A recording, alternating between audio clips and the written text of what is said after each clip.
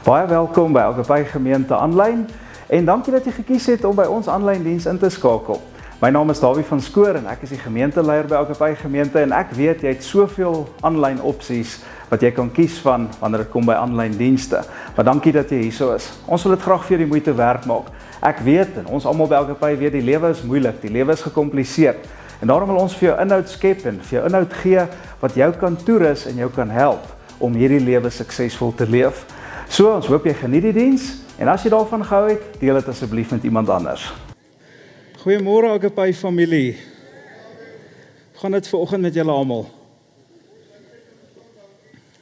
Ek is bly jy sê dit vir ons.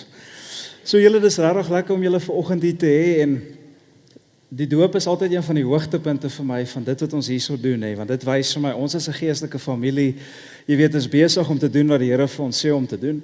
En ons weet die doop is altyd 'n uiterlike teken van iets wat binne reeds in ons gebeur het, soos die ouens ook getuig altyd hierso. En ek weet nie van julle nie, maar my gebed en my begeerte is om hierdie jaar nog baie meer van dit te sien, Maar raai wat, julle gaan moet die groot opdrag en die groot gebod wat die Here vir ons gegee het, baie ernstig opvat, En dit is om disippels te gaan maak van alle nasies. En as elkeen van ons dit doen, kan julle imagine wat die Here in Rustenburg gaan doen. En dis hoekom hy ons hierso geplaas het. Nie net om Sondag vol kerk te hê nie, maar om uit te gaan hierso en hierdie wêreld te gaan engage en te gaan wen. So baie welkom aan elkeen wat vandag hier is. En ek weet, dink die meeste van julle weet dat Care Center volgende Sondag aand oopmaak. Dit is 6:00 volgende Sondag aand. En ek is ongelooflik opgewonde oor dit wat daarso gebeur. En julle weet dit, ek sê dit baie as nie die eerste keer nie. En ek weet iets van julle wat laat disconnect as ek dit sê, hy ramble alweer oor 'n Care Center. Maar het julle enige idee wat so groot verskil hierdie plek in Rustenburg gemaak?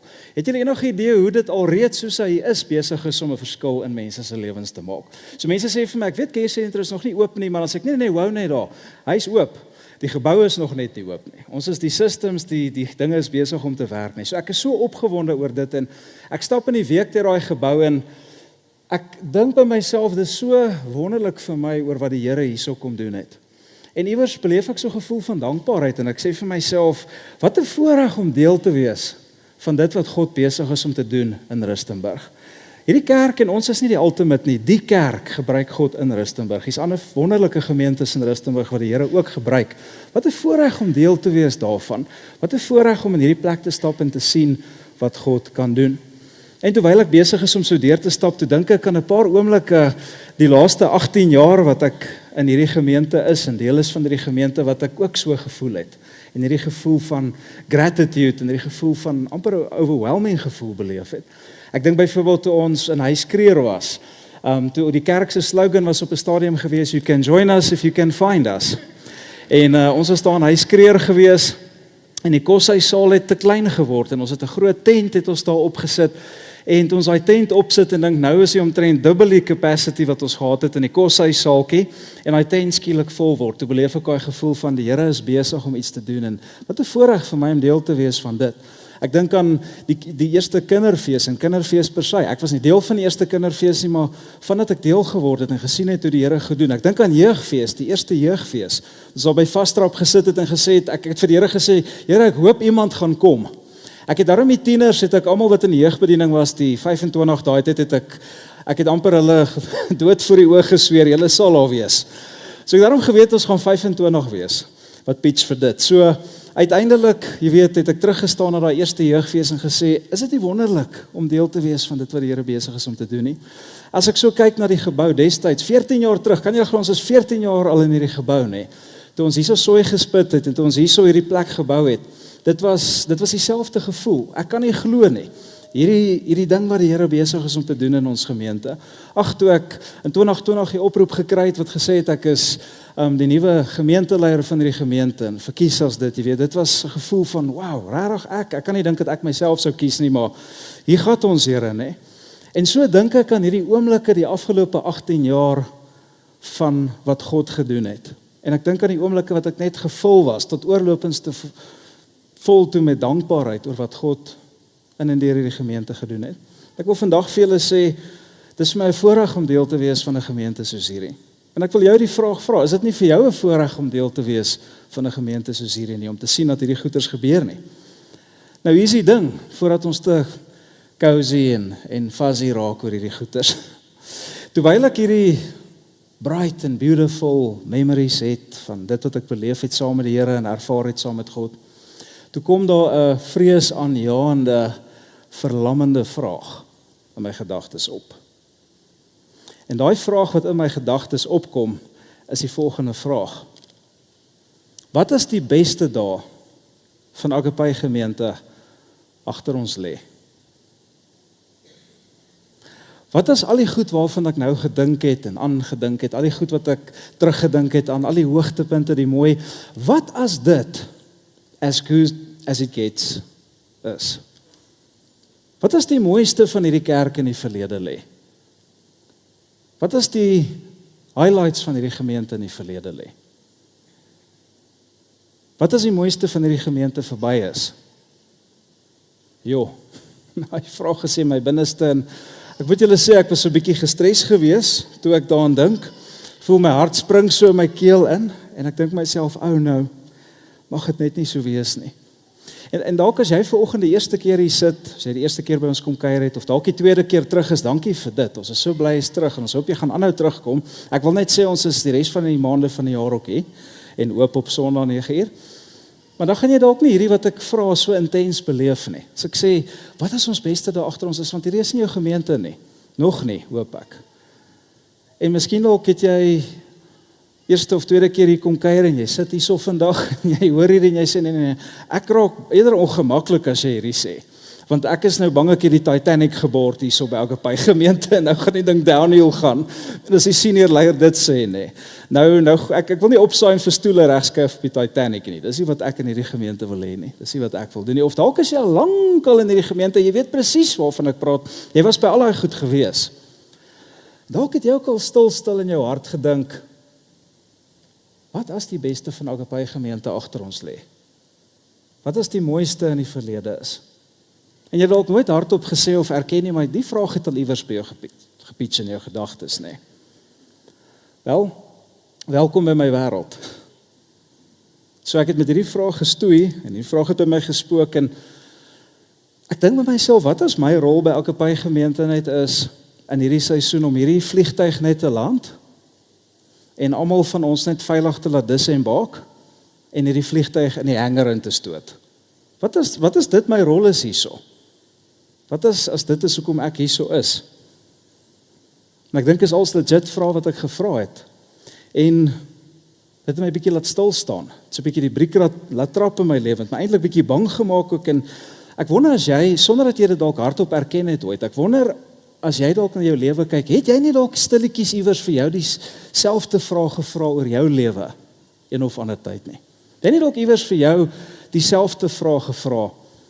En daai vraag is, wat as my beste agter my lê? Wat as my beste dae in die verlede lê? Wat as my beste dae iets is wat verby is? Ek wonder, en jy dalk nie hardop erken, jy wil dit nie eers sê nie. Ek wonder, wie van ons het dit dalk in die stilte gedink? Wat is my beste dae iets van die verlede is?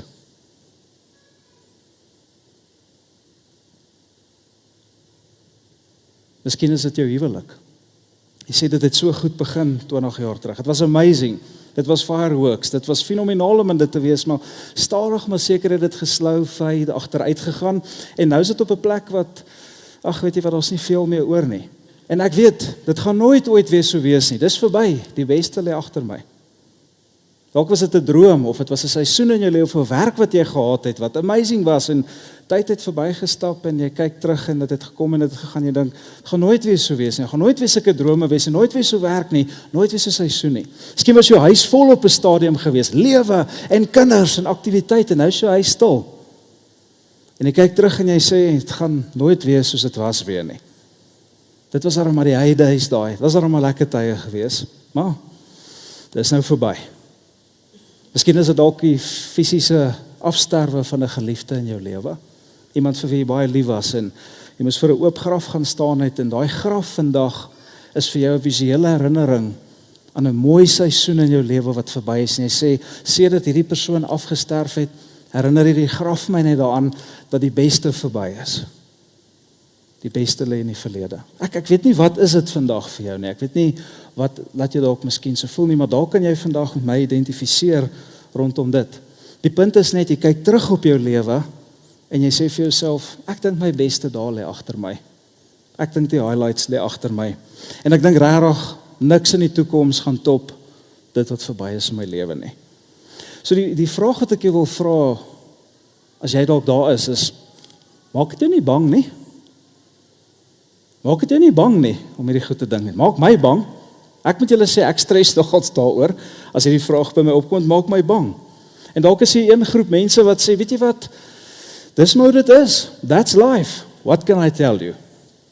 Maar daar's dalk 'n ander groep mense, 'n tweede groep mense wat hier sit en sê, ek hoor dat jy sê, Dawie, maar ek moet eerlik vir jou sê, as ek hierdie vraag hoor, dan staan weerstand wat in my opbou. Daar's hierdie resistance wat opstaan in my en sê, ek weier om te settle vir hierdie vraag. Ek weier om te glo dat die beste lê in my verlede. Ek weier om te glo dat die beste in my lewe is verby. Die beste in my lewe is iets wat agter my is. En ek wil vandag vir jou sê, ek is saam met daai tweede groep mense vandag. Soos ek met hierdie vraag stoei, is ons kerk se beste tye agter ons, soos ek met dit stoei en al die goed ervaar, sê ek, maar weet jy wat, ek beleef ook daai resistance in my. Ek beleef hierdie weerstand wat sê, weet jy wat, ek glo dit nie en ek gaan dit nie glo nie. Ek weier om te settle vir die feit dat my beste lê agter my. Ek weier om dit te glo. Weier volstrek om te glo dat my beste, jou beste en hierdie kerk se beste agter ons lê in die verlede. Miskien vra jy vir my, hoekom? Kan ek jou sê? Wil julle weet? Kom ek sê ja. Want ons dien nie 'n God wat agtertoe kyk nie. Ons dien nie 'n God wat in die verlede vasgehaak is nie. Ons dien nie 'n God wat deur scrapbooks blaai en al die mooi herinneringe en die sentiment en die nostalgie van die verlede kyk nie. Don't get me wrong, die verlede is belangrik en dit is nie iets wat ek sê ons moet dismiss nie. Maar God is nie vasgehaak by die scrapbooks van ons lewe nie. God stap nie, met alle respek gesê, deur 'n antiekwinkel saam met ons en kyk na remnants uit die goeie ou dae en verlede in ons lewe nie. Weet jy dit? Ons het 'n God wat vorentoe kyk. Ons het 'n God wat voorwaarts gerig is. Ons het 'n God wat toekomsgerig is. Ons het 'n God wat meer hoop vir jou lewe, vir my lewe en vir hierdie kerk se lewe in toekoms het, in kwantiteite wat, die tipe hoop wat ons het, 1000 keer overlap. Besef jy dit vandag? Ons het 'n God wat vorentoe kyk. En dalk vra jy my, maar Dawie, dit voel soos 'n great pep talk, maar weet jy wat, waar kom jy aan dit? Hoe weet ons dit? Kan ons ooit weet? Ek sê ja. Daar's een vers in die Bybel en een spesifieke vertaling wat my 'n uitdraai laat maak het op hierdie vraag. Is die beste van ons, my eie lewe en hierdie kerk se lewe agter my. Ek het 'n 100% 180 grade U-turn gegooi daarso. En ek wil hierdie vers vandag met jou deel en ek glo hierdie vers kan jou ook help om 'n U-turn te maak in jou lewe en op hierdie vraag. As jy dalk miskien vandag hier sit en dink dit is wat in my lewe aan die gang is, die beste lê agter my. So hierdie is 'n super bekende vers. Jy ken hierdie vers. Hy's eintlik so bekend soos die Here is my herder en want so lief het God die wêreld gehad. Wie ken dit? Ja, kan iemand vir my sê waar staan daai twee? Koos time in die huis van die Here. Here is my herder. Natuurlik, Psalm 23, nee. Dankie het jy het ons gered hierson, nee. Okay, die ander ene. Johannes 3 vers 16, dankie, hulle gee my hoop, okay. So ek sal regtig begin glo die beste dae is agter ons as julle nie hierdie ken nie. Maar okay, anyway, hier is amper so bekende vers soos hierdie tweetjies, maar ek dink die nie kerk mense ken dit net nie so goed soos jy weet hulle die ander twee ken waarvan ek nou net gepraat het nie. So as julle reg, kan ek hierdie vers vir julle lees. Okay, so gaan een vers vandag vir julle lees. Dis net een, ons gaan vandag een vers doen. Romeine 8 vers 15. En ek hoop julle kan daarso sien, ekskuus, soos dit nou maar baie keer gaan in 'n kerk vanoggend te besluit die twee goedjies se boksies om te groet. So dan sê, dis dit nê. It happens. Maar ons kan lees. En dis hoekom julle hulle Bybels moet saambring. Nou is ek weer terug by daai ding nê. Bring jou Bybel saam. Okay, ons wil hierdie jaar weer in ons fisiese Bybels indelf. Maak notas. Skryf neer wat die Here vir jou sê. Okay. Terug by hierdie. Wat is hierdie vers wat my U-turn laat maak het op hierdie draai? Hy sê, die gees wat julle ontvang het, is nie 'n gees wat weer van julle vreesbevange slawe maak nie. Julle het die gees van ware kind wees ontvang en deur hierdie gees roep julle uit tot God, Abba, ons Vader. Abba, ons Vader. Ek het jou gesê, jy gaan die vers ken. Ek het jou gesê, jy gaan hierdie ken. Nou, op die oppervlak sê hierdie vers basically dit. Hy sê vir ons dat wanneer jy Jesus aanneem as jou redder, wanneer jy Jesus aanneem as jou verlosser en saligmaker, dan word jy nie net 'n vriend van God nie, jy word ook 'n kind van God. En God maak jou deel, hy neem jou aan en jy word deel van sy familie, van sy huisgesin, hy trek jou in sy huisgesin in. Dis 'n persoonlike ding. En die Heilige Gees kom woon binne in jou. En hierdie Heilige Gees kom help jou om hierdie slawe mentaliteit wat ons gehad het uit te sorteer. Jy is nie meer 'n slaaf nie en hierdie Heilige Gees stel ons in staat om die mees intieme en close verhouding wat met God moontlik is te hê. So 'n tipe verhouding soos 'n wonderlike pa met 'n amazing kind het, soveel so dat jy vir hom kan sê Abba Vader. Nou Abba weet ek is ook die naam van 'n Sweedse rockgroep, maar dis nie waarvan ons hier praat nie, Dit is die Hebreëse woord beteken verkleiningsvorm vir pa. Dis papa, dis daddy. Dis Abba, So die Gees van God stel ons in staat om so close verhouding met God te hê, dat jy vir hom kan sê papa, jy kan vir hom kan sê dad. So, dis wat dit op face value beteken as jy hierdie vers lees, Maar wat ek nou vandag wil doen, is ek wil hê jy moet hierdie vers uit 'n ander hoek hoor. En ek wil graag hierdie vers vir jou uit 'n vertaling lees, wat ek baie lief is vir. En die Engelse mense, julle Judy, julle almal hierso, waar is ons Engelse mense? Ja, Brenda, julle daar sy. Julle gaan vandag julle het gewag vir hierdie dag. En Afrikaanse mense kan ek net sê, hulle sit altyd en luister na Afrikaans. En dis van hulle wat hulle beste probeer om by te bly. En die wat my dalk kritiseer oor al my Engels wat ek gebruik, dis vir hulle wat ek dit gebruik. Kyk, dis 100% strategies. Niks, dis nie ek praat nie, ek mix nie taal nie. So, dis wat dit is. So Engelse mense, julle gaan hierdie love vandag. So ek wil hierdie vers dan vir julle lees en dit kom uit die Message vertaling uit. Dis een van my gunsteling vertalings. Nou die Message vertaling is 'n parafrase vertaling en wat beteken dit? Dit beteken is 'n gedagte vir gedagte vertaling.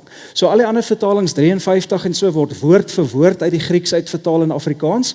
Die Message is parafrase wat sê die gedagte van die oorspronklike Griekse teks vertaal hulle dan nou in Engels of in Afrikaans of wat ook al dit mag wees. So dis 'n parafrase vertaling, gedagte. So uit daardie oorspronklike hart en gedagte uit die Grieks uit van hierdie vers dan nou oor. So voor ek hierdie vers vir jou gaan lees, wil ek net vinnig vir jou nog 'n backstory oor hierdie vers gee, of oor hierdie vertaling gee. Eugene Peterson, Dr. Eugene Peterson het hierdie gedoen, en Eugene Peterson was 'n predikant in Maryland in Amerika. En hy het 'n gemeente gehad en hy het agtergekom die gemeente raak bored met die Bybel. Hy het agtergekom hulle is verveeld met die Bybel. Hulle lees nie die Bybel nie, niemand lees die Bybel nie. En wat hy toe dink om te doen is, hy sê kom ek skryf 'n parafrase, gedagte vir gedagte vertaling van die boek Galasiërs. En kom ek begin my gemeente dan uit dit uit teach. En ek wil graag julle moet weer liefde vir God se woord gekweek in hulle binneste om dit weer begin lees. En raai wat, dit is 'n smash hit in sy gemeente. En daai mense begin die Bybel lees, sit die TV's af, hulle lees die woord. Dit het so groot smash hit in sy gemeente geraak dat ander gemeentes dit begin gebruik het en uitgewers na Eugene toe gekom het en vir hom gesê het, luister, wil jy nie die hele Nuwe Testament 'n parafrase vertaling maak nie. En hy het gebid daaroor en gewik en geweeg en hy besluit hoe hy gaan dit doen en hy vat toe 'n breek van sy kerk en 10 jaar gaan hy van sy kerk af weg en hy vertaal die Nuwe Testament as 'n parafrase vertaling. En dis so groot hier rondom die wêreld toe en hulle sê vir hom, luister, maak die Ou Testament ook 'n parafrase vertaling. Uiteindelik vertaal hy die hele Bybel as 'n parafrase en dit is dan bekend vandag as the Message Bybelvertaling. Nou jy kry die boodskap ook. Het iemand al van die boodskap gehoor? Yes, so jy kry hom ook. Hy's nie 100% vir my soos the Message nie, maar hy is daar. So ek wil net voordat ek die vers lees vir julle sê, as jy dalk bored is met die Bybel, as jy dalk voel dit verveel my, ek weet nie wat ek sien lus om te lees nie, en ek weet nie wat beteken woorde soos geregtigheid nie, en ek verstaan nie wat hier aangaan nie, dan dink ek, hier is 'n great vertaling om te lees, om daar te begin, en as jy bang is, nou lees ek iets, ek glo in die ou vertaling, of wat ook al dit mag wees, lees dan die ou vertaling saam in die Message, lees al twee saam, en jy gaan sien, luister, die Message sê niks anders as jou ou vertaling nie, boodskap is dieselfde, pretty much, so lees die twee dan nou maar saam. Okay, daar's mense wat so staan op 'n vertaling van die Bybel, hulle verstaan nie wat dit sê nie. Hulle lewe dit nie uit nie. Maar ons, die ou vertaling, is waarby ons staan nie.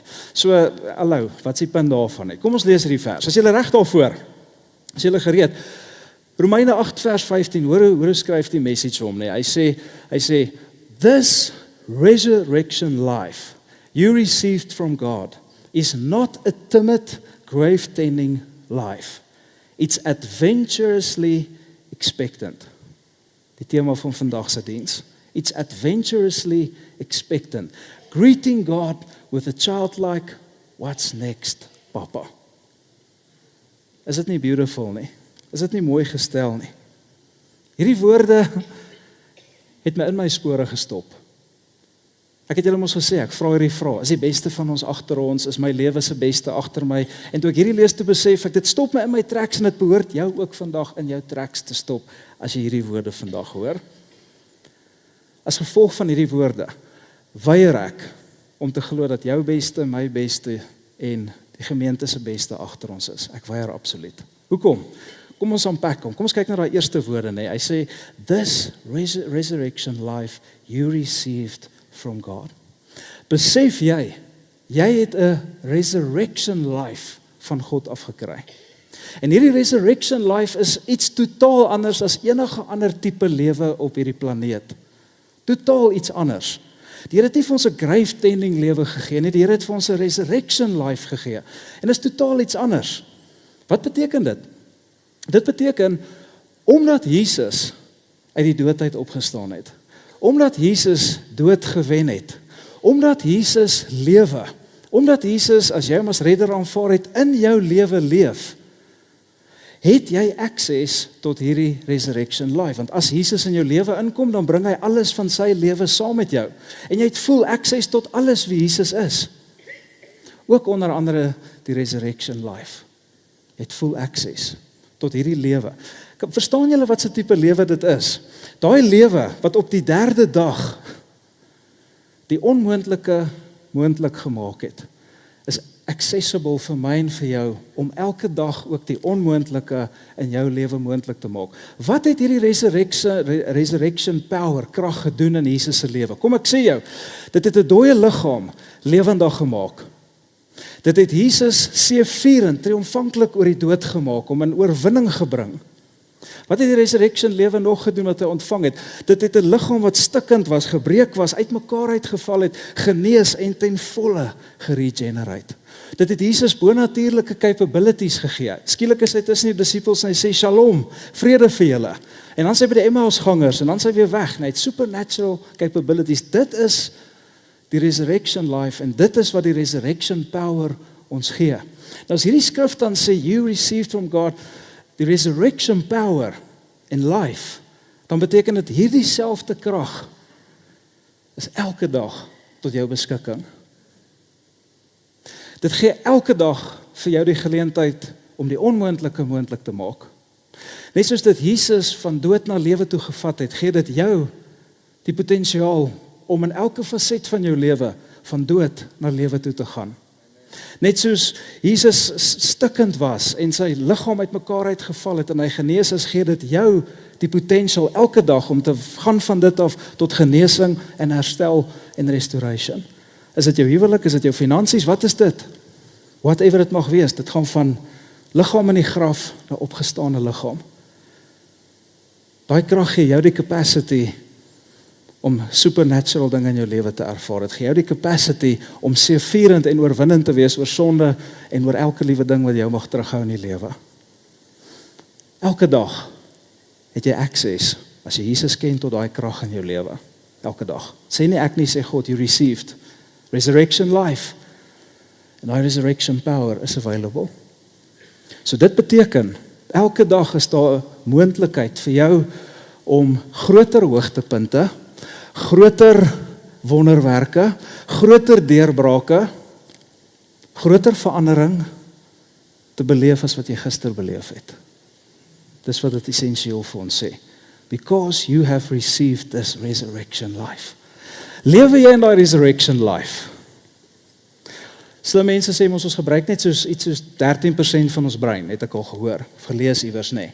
En hulle sê, imagine as ons kan intap in die volle potential van dit, waar kan ons uitkom. Nou dink ek met myself, dis net waar van ons brein, dis waar van die resurrection life ook. Ek dink van ons tap nie eers in 10% van die resurrection life in wat die Here vir ons gegee het nie. Maar dan gaan hy verder hierdie vers. Hy sê, julle het 'n resurrection lewe en saam met dit die opstandingskrag van Jesus in julle lewe ontvang. Dit is accessible, dis daar vir jou. Dis soos 'n gift voucher. Hy beteken niks as hy nie laai lê nie. Moet hom na die winkel toe vat en hom gaan in cash. En dan het jy wat ook al die waarde daarvan is in jou lewe. Dan gaan hy verder, en hy sê die volgende. Hy sê, you received resurrection life, you received from God. Dan sê hy vir jou wat dit nie is nie. Hy sê, it's not a timid, grave-tending life. It's not a timid, grave-tending life. Ons het 'n resurrection life ontvang, nie 'n timid, grave-tending life nie. En as ons hierdie lees, dan moet dit belangrik wees om dit vandag vir jou te sê, dat hy praat nie hier van 'n fisiese graf nie. Hy praat nie van fisiese grafte nie. Hy praat hierso van figuurlike grafte, metaforiese grafte. En wat hy essentially hierso vir elkeen van ons sê is, wanneer jy na 'n fisiese graf van 'n persoon toe gaan, dan is daai graf 'n visuele herinnering. Dit is 'n reminder van 'n persoon wat in jou lewe was, wat goeie en wonderlike en amazing goed in jou lewe ingebring het. 'n Fisiese graf is 'n teken van 'n wonderlike tyd in jou lewe. Daar's sentiment en nostalgie en is wonderlik om daar na iemand se graf toe te gaan vir wie jy lief was, want dan herinner dit jou aan wat was. Dit herinner jou aan die mooi en die beautiful en die great goed wat gebeur het. Grafte het baie keer 'n negatiewe konnotasie, maar ook 'n positiewe konnotasie. Dit verteenwoordig iets amazing in jou lewe. Dis 'n simbool, 'n visuele simbool van 'n amazing seisoen wat in jou lewe saam met hierdie mense was. So wanneer hy praat dan nou van figuurlike grafte hierso, dan sê hy net soos hierdie fisiese graf is daar hierdie hoogtepunte, hierdie highlights, hierdie amazing goed wat in jou lewe plaasgevind het, soos fisiese grafte wat in jou lewe is. En jy gaan na daardie grafte toe terug. Want daardie grafte verteenwoordig die mooi en die goeie en die amazing en die sentiment en die nostalgie van alles wat jy beleef het toe daai goed in jou lewe was. Dalk toe die huwelik great was of toe jy geestelik gegroei het. So in ons lewe is daar hierdie grafte wat al hierdie mooi simboliseer. En net soos hierdie persone by 'n fisiese graf terug gaan graf toe, en ek gaan sit daar en ek sit 'n kraansie op en ek sit blommetjies en ek sny die gras en ek huil 'n traan dalk en ek sit daar en ek dink aan alles wat gebeur het en ek onthou die mooi en die goeie en die wonderlike. Net so sê hy vir ons, is daar soveel van ons wat Jesus aangeneem het, wat in die verlede leef, wat teruggaan na daardie hoogtepunte toe, wat teruggaan na dit wat was, daai grafte uit ons verlede uit. En ons gaan sit by daai grafte en ons gaan sit by daai hoogtepunte en die mooi en die beautiful en die stunning, die deurbrake, die wonderwerke, die heydays, die highlights. En dit herinner ons aan die goeie wat in ons lewe was, die mooi wat in ons lewe was. En is beautiful, maar weet jy wat? Naderhand begin jy daar lewe. Naderhand begin jy daar uitcamp en naderhand is jy so besig met grave tending en blommetjies opsit en so mooi te fokus op alles wat in die verlede lê. Jy mis die resurrection life. Jy kan nie op die toekoms fokus nie, want jy is die hele tyd besig met die verlede. Jy is die hele tyd besig om dit wat was. En dit is nie verkeerd nie. Maar al wat dit doen, is dit vat jou capacity weg om hierdie lewe te leef wat God vir jou gegee het. Dit maak stil geloof en expectation vir 'n toekoms dood. En ek kan vir julle sê, in die kerk het ek dit baie gesien. Praat van die hoofletterkerk. Ek het baie gesien. Mense is so besig met die grafte en die remnants van die verlede, die mooi en wat God gedoen het en wat was en alles wat gebeur het en hoe great en hoe wonderlik dit was. Hulle camp uit daar. En hulle mis wat God nou wil doen. Hulle mis dit wat vorentoe lê. En hulle kry dit nie reg om verby hierdie grafte in hulle lewens te kyk nie. Resurrection life versus grave tending life. So hier's 'n vraagie vir jou, en ek vir jou 'n vraagie vra. Hier is hy. Hoe weet jy vandag dat jy grafte in stand hou? Hoe weet jy vandag dat jy met 'n grave tending life besig is in plaas van resurrection life? Hoe weet jy dit? Ek het sommer net 'n paar goed geskryf en ons baie meer as dit, maar kom ek lees dit vir jou. Jy op om bultgebede te bid. Jou bultste gebede is, Here, laat my môreoggend wakker word met 'n liter merd. Jou boldste gebede is, bring my veilig by die huis. Jou boldste gebede is, dankie vir die kos en klere. Jy bid nie meer bold gebede nie, want jy is so vasgevang by dit wat was, dit wat in die verlede gebeur het. Jy is glad nie gefokus op enige iets wat God in die toekoms gaan doen nie. Jy op om bold gebede te bid. Volgende, jy op om risiko's te vat, of deurbrake in jou lewe te verwag. Jy is by 'n grave tending. Jy glo dis maar wat dit is. Gaan maar altyd so wees. Ons gaan maar altyd so aankarring. Gaan maar altyd 'n opstaan en val lewe wees. Gaan maar altyd 'n gevoortploeter wees in ons lewens.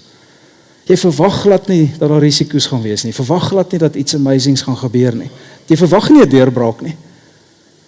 Dis amper soos mense in die Nuwe Testament wat Jesus vir die persoon vra, wil jy gesond word? Want ek kry die idee, jy like dit om te weet waar jy is. Volgende een, as jy vir my uitdagings, en jy bly by dit wat, skies tog wat jy ken. Jy vat nie 'n uitdaging nie, jy vermy dit, jy wil nie uitdagings hê nie, jy wil comfortable wees, jy wil gemaklik wees. Die grootste ewel vir die westerse kerk is gemak. Daar waar die kerk groei en explode en boom is waar daar ongemak is.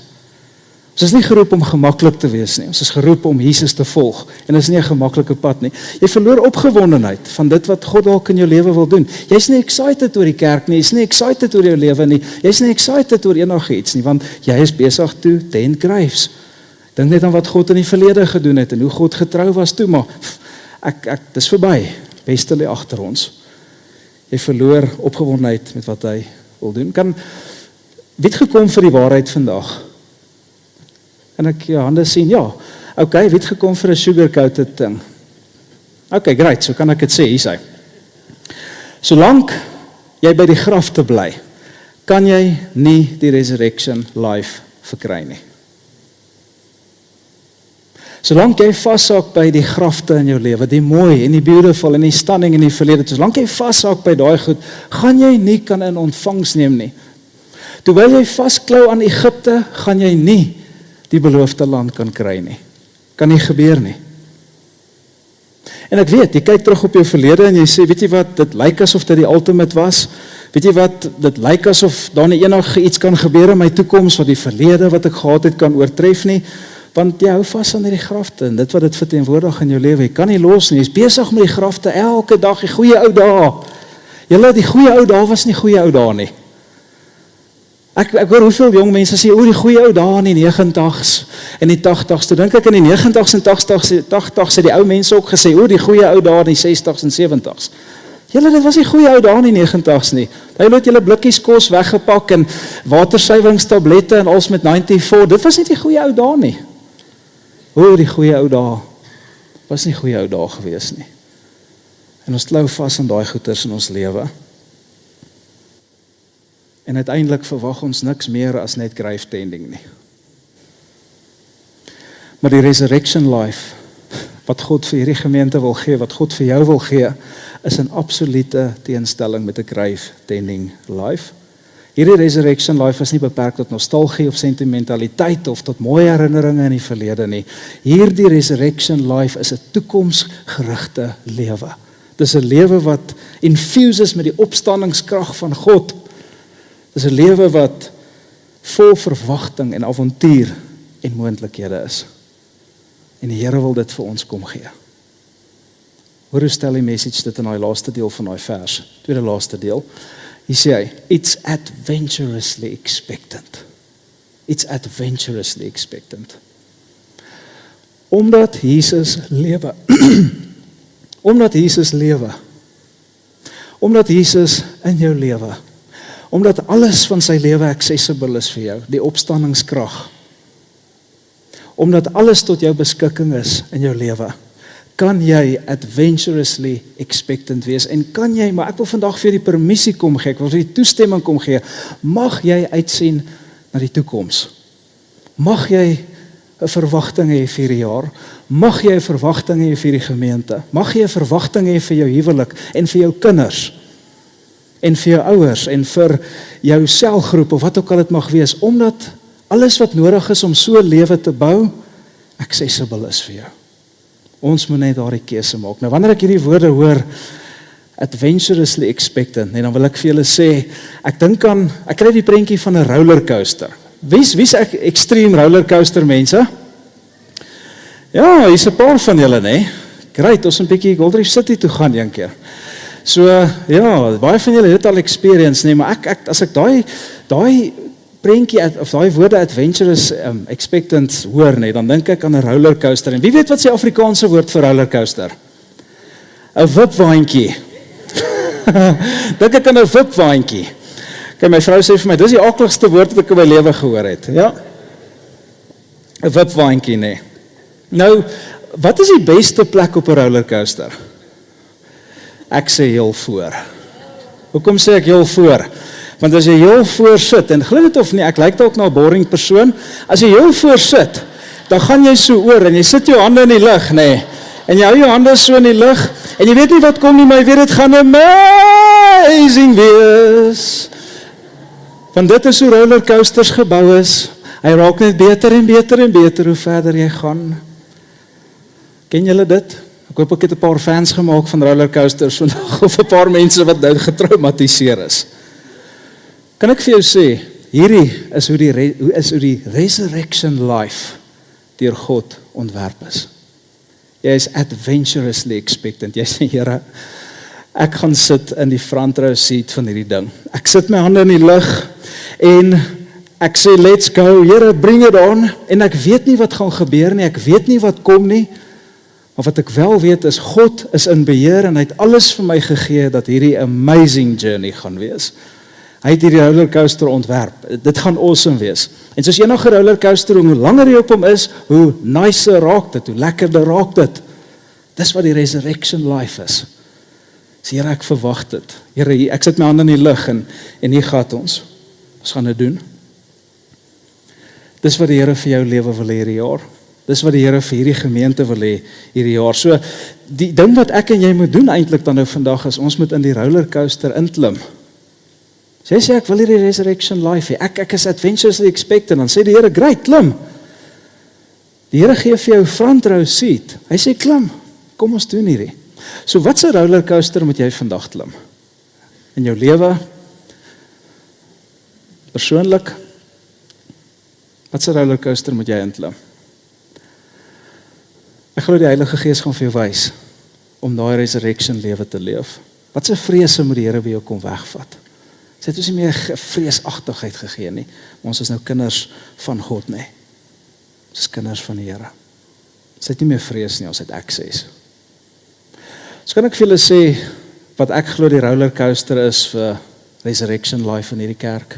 As jy regtig waar next level wil gaan in jou lewe, ons wil sien dat die beste van hierdie gemeente voor ons lê. Weet julle wat is die rollercoaster wat ons gaan moet board, wat ons 'n front row seat voor het, vir hierdie resurrection life, om dit in ons gemeente te sien? Kan ek jou sê, hier is hy, bediening. Bediening is die rollercoaster, waarin ek en jy moet klim, om hierdie resurrection lewe te ervaar. Dis die coolste rit wat daar is, dis die wackieste rit wat daar is, dis amazing, dis beter as enige fisiese rollercoaster. En ek het die voorreg gehad om vir 18 jaar 'n front row seat te hê op die rollercoaster van bediening. En in daai voorste seat het ek resurrection life gesien gebeur. Wat het ek gesien? Ek het van 'n paar goed neergeskryf hierso. Ek het gesien hoe kinders en tieners God se liefde ontdek vir die heel eerste keer. Weet jy hoe lyk dit as 'n tiener vir die eerste keer besef dat God is lief vir my? En weet jy wat sê ek altyd vir tieners? God is nie net lief vir jou nie, want ons weet dit, maar God hou ook van jou. Hy's lief vir jou, maar hy hou van jou. Daar's 'n groot verskil. Jy dink ek moet lief wees vir die persoon, maar ek hoef nie van hulle te hou nie. God is lief vir jou en hy hou van jou. Lewens wat 180 grade draaie gemaak het, generasies wat beïnvloed is. Ek sien vandag mense wat kindertjies toewy, wat self kindertjies was by kinderfees waar ek was. En dit beteken ek word oud ook. So, maar dit gebeur. Ek het gesien hoe huwelike wat totaal van die rots af is, totaal die ruil het ontspoor het, weer op trek gekom het en vol stoom voortgaan. Ek het gesien hoe die amazing goed gebeur, hoe mense weer hoop vind in donker plekke en in die lig begin lewe, hoe mense vrykom, hoe mense verlos word, hoe mense purpose ontdek in hulle lewe. Ek sien hoe mense draai, hoe die liggies aangaan in mense se lewe. Ek het resurrection life gesien. Maar ek was op die rollercoaster. En ook sê jy nou, maar dis mos jou job. Dis mos wat dominees doen. Ja, maar weet jy wat jy moet doen? Presies dieselfde. Gaan kry vir my die vers wat sê net ek is veronderstel om dit te doen. God het dominees en gemeentes gegee om resurrection life te bewerkstellig en almal sit in hande klap en cheer en spooke asem eet terwyl die rollercoaster volstoom gaan. Daar's nie so vers nie. As jy hom kry, gaan skryf 'n boek, jy gaan 'n New York Times bestseller skryf. Maar hy sê daar nie. Ons almal is geroep te partake in this resurrection life. Ek het hierdie goed sien gebeur. Wat die Here in en deur hierdie gemeente gedoen het, is eintlik niks kort van 'n wonderwerk nie. Hoe kan ek dit vir julle sê? Dit is ook so gevaarlik. Die grootste vyand vir sukses is sukses. Dit is so gevaarlik. Want dit lei ons in die versoeking om te gaan sit by die grafte van gister. te gaan sit by die highlights en die hoogtepunte en die heydays van alles wat die Here gedoen het, kinderfees en Here, al die amazing goed te gaan sit, en grafte te begin tent, en te begin regmaak en kransies opsit, en daar te begin lewe, en hierdie rollercoaster ride, resurrection life te mis, wat die Here vir ons wil gee, totaal mis te loop. Is gevaarlik. En Here, kom roep ons vandag uit daai uit. Want dit maak dat ons die volgende mis, en dis die laaste woorde van hierdie vers. It's adventurously expectant, greeting God with a childlike, what's next, Papa? Wat's volgende, Here? Wat's volgende? Is dit nie beautiful hierdie nie? Joeg is vir my beautiful taal. Laat my dink aan my kinders op die vakansie. Nou gaan stap ons die hangbrug, en ons gaan swem in die see, en ons gaan tel skulpe op, en ons kyk hier aan te fliek, en die fliek klaar, toe sê ek, okay, right. Toe sê hulle vir my, wat nou? Wat gaan ons nou doen? Sê ek niks, julle gaan slaap. Verloos so my siel gaan vertel dit. Verstaan, julle moet nou gaan slaap. Ek kan nie dink dat hulle dink daar's nog iets wat voor lê nie. Ek meen, hallo. Weet julle wat ons als vandag gedoen het? Weet julle hoe moeg is ek? Julle weet waarvan ek praat, nie. Ek dink dis die childlike attitude wat die Here wil hê. Dis great alles wat ons saam gedoen het, maar dat ons sal sê, what's next, Abba Vader? Wat's volgende? Wat wil jy volgende doen? Here, hier klim ek in die rollercoaster, ek sit my hand in die lug en ek sê, gat ons, bring it on. En kan ek vir dit sê, rollercoaster maak ons maar so, nee, ups and downs. As jy dink die resurrection lewe is net 'n opwaartse kurwe, maak jy 'n fout. Ja, die resurrection lewe het dips, en hy het loops, en is soms vreesaanjaend. Maar dis okay, want God het hom design, en God is die een wat saam met jou in daai ding is, nee. So moet nie dink, dit is net as die resurrection life lewe, dit gaan net so gaan, nie. Dit gaan so gaan, kom ek wys julle. Dit gaan so gaan, maar dit gaan uiteindelik so gaan, sien julle. En 'n grave tending life het ook ups and downs, maar hy gaan uiteindelik so. Dis wat gebeur. Dis waarheen die Here ons wil vat, nee. Dis hoe die resurrection life lyk. Wat's volgende, Here? Wat's volgende, Abba Vader? So ek weet nie hoe dit presies vir jou lewe gaan lyk nie. Ons het half twee parallelle dinge wat hier aangaan vandag. Die Here praat met jou oor jou lewe, en dan praat die Here met ons oor hierdie gemeente. En ek weet nie wat die rollercoaster is wat jy gaan moet klim in jou lewe. Dalk is dit die rollercoaster van vergifnis, of vertroue, of van hoop, of miskien is dit dalk van vryspraak, of wat ook al dit mag wees. Nou, en ek weet nie hoe dit vir jou lyk nie, en ek weet nie noodwendig hoe die resurrection life op daai rollercoaster vir jou gaan uitspeel nie, ek weet nie, dit gaan great wees. Maar ek weet hoe hierdie kerksin lyk, dit weet ek wel. Kan ek vir julle sê hoe die resurrection life in hierdie kerk veronderstel is om te lyk? Hoe lyk dit? Dit moet 'n plek wees waar mense gered word, waar mense God ontdek. Dit moet 'n plek wees waar mense veilig genoeg voel om te kom soos hulle is. Julle weet, ek sê altyd vir die personeel ook, die kerk moet die veiligste plek wees om enige geloofsgesprekke te kan hê. Dit moet die veiligste plek wees. Hierdie moet nie 'n plek wees, hoe David nou so gesê, en dit settles uit, hier vra jy nie vra nie, hier val ons net in. Daar's al kerke wat so operate, hier is nie een van hulle nie. Moet die veiligste plek wees vir enige geloofsgesprek of ongeloofsgesprek. Dit moet 'n plek wees waar mense gevul word met die Heilige Gees. Dit moet 'n plek word en wees waar mense deurbrake ervaar, waar huwelike gesond word, waar gesinne verander, waar mense nader aan mekaar beweeg, waar tieners vry bly van allerlei goedjies, allerlei verslawings, allerlei goed. Dit moet 'n plek wees waar mense ware lewe ervaar, waar mense in hulle volle potensiaal en identiteit lewe, 'n plek waar hoop versprei. Dis hoe resurrection life lyk in hierdie kerk. Dis hoe dit moet lyk. En weet jy wat? Die Here bied vir elkeen van ons 'n front row seat tot hierdie lewe. Hy maak die rollercoaster se eystertjie vanoggend so oop en sê front row seat tot resurrection life in hierdie gemeente. Wil jy nie inklim nie? Wil jy nie inklim in bediening in nie? Wil jy nie betrokke raak nie? Wil jy nie deel raak nie? Wil jy nie van die paviljoene afkom op die veld en die game begin speel nie?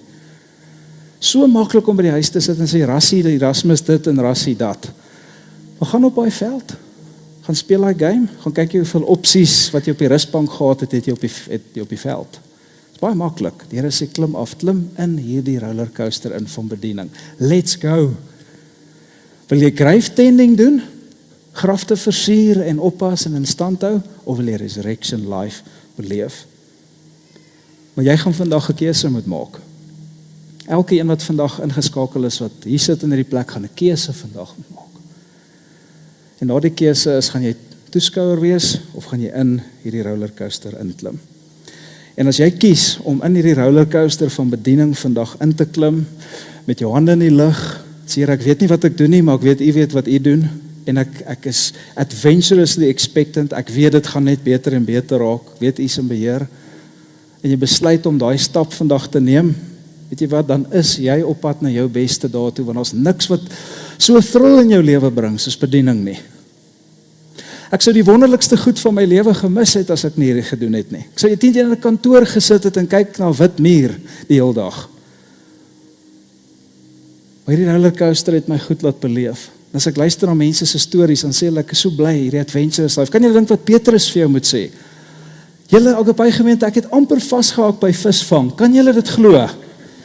Nou is daar soos $1 biljoen plek, St. Peter's Basilica, wat na my vernoem is. Okay? Wat mense van die hele wêreld gaan kyk na. Wat staan daar St. Peter's Basilica? Dit is hierdie lewe wat die Here vir ons bied vandag. So ons gaan 'n keuse moet maak. En as ons kies om op hierdie rollercoaster te klim, dan lê ons beste dae voor ons. Dan lê die beste dae voor ons. Dan lê jou beste dae voor jou as jy op daai rollercoaster in jou lewe klim. En dan kan ons begin lewe met 'n expectation. Ons kan hierdie resurrection life begin ervaar. Ons kan lewe soos Johannes 10 vers 10 sê. So ek sluit af en ek wil vandag vir jou dit sê, dat vir ons om hierdie te ervaar, gaan elke een van ons moet inkoop. Agape gemeente, speeltyd is verby. Die pause is verby. Elke een van ons gaan moet begin inkoop. Wil jy die beste dae van hierdie kerk sien kom? Of wil jy kyk hoe dit in die verlede lê en ons sê, wow, dit was dan maar great, 15 jaar terug of 20 jaar. Natuurlik nie. Maar dit is iets wat jy gaan moet doen vandag. En ek sê, okay, so om dit te bewerkstellig, gaan ek op hierdie rollercoaster van bediening moet klim. En jy gaan moet kies om deel te raak van dit wat ons besig is om hier te doen. Jy gaan moet kies om deel te raak van die kinders in hierdie kerk, soos jy vanoggend gehoor het, die jeug, die tieners in hierdie kerk, 180. Jy gaan moet besluit om deel te raak van teams wat besig is om mense se lewens te verander. Dit kan 'n aanbiddingsspan wees, dit kan gasvryheid wees, dit kan media wees. Kies vandag om 'n onweerstaanbare Christen, 'n onweerstaanbare volgeling van Jesus te wees, wat 'n besluit neem en sê, ek gaan in die rollercoaster klim en ek gaan dat God my gebruik om die resurrection life na iemand toe te bring, sodat hulle weer die ware noord en die ware noord vir hulle lewe kan ontdek en kan uitleef. Ek wil hê die Here moet my gebruik daarvoor. Vir Agape se beste dae om voor ons te lê, moet almal van ons onboord wees. Hoor jy wat sê ek? Almal. En as hierdie nie jou gemeente is nie, dan kan jy nou sê, dankie tog, ek's net 'n besoeker. As hierdie jou gemeente is, ek praat met jou vandag, as jou pastor wat lief is vir jou, omgee vir jou. Ons almal moet betrokke raak, ons almal moet inklim. As ons die beste dae van hierdie kerk wil sien kom, want God wil dit sien kom. Ons kan nie dink die beste lê in die verlede, dit wat gebeur het was die ultimate gewees nie. Die ultimate lê voor, maar vir ons sal met ophou gravestent, sal met ophou grafte in stand hou. Ons het jou nodig. Kan ek dit weer sê, ons het jou nodig. Die personeelspan van die kerk is 16 mense, voltyds. Ons kan dit nie alleen doen nie. En dit gaan nie daaroor dat ons dit nie net alleen kan doen nie. Ons het net soveel capacity. En as dit net van ons afhang, is dit net wat ons gaan hê. Maar imagine wanneer elkeen van ons begin opklim daarso. En dis hoekom die beste daar voor lê. So, ons het jou gawes nodig, ons het jou talente nodig, ons het jou skills nodig, ons het jou availability nodig. Ons het nodig dat jy opsign en sê ek is deel van hierdie gemeente en ek sal dit so love as jy vandag kan begin deur 'n ja en sê ek sê ja vir hierdie. En as jy vandag sommer 'n eerste stap neem vir dit. En as jy uitstap vandag hierso, het ons vir jou dit maklik gemaak. Dis ons sign up Sunday vir bedienings. Maar asseblief, kom ons maak dit nie soos ander jare, jy sit jou naam op en as hulle jou 2 dae later bel, dan weet jy nie eers wat dit is nie. Wat se naam? Wat het ek my naam opgesit nou? Kom ons doen dit nie so nie. Kom ons wees ernstig met dit waarmee ons besig is hierso. Kom ons sit ons name op en ons besluit om te commit en op te daag daarvoor. Nie 2 maande later of 'n maand later uit die spanne uit te val weer nie. Bid daaroor, vra vir die Here, Here, waar wil U my gebruik? Here, ek wil wegkom van hierdie grafte af. Resurrection life, en sê die Here, klim in hierdie rollercoaster. Ons het jou nodig, Agape gemeente.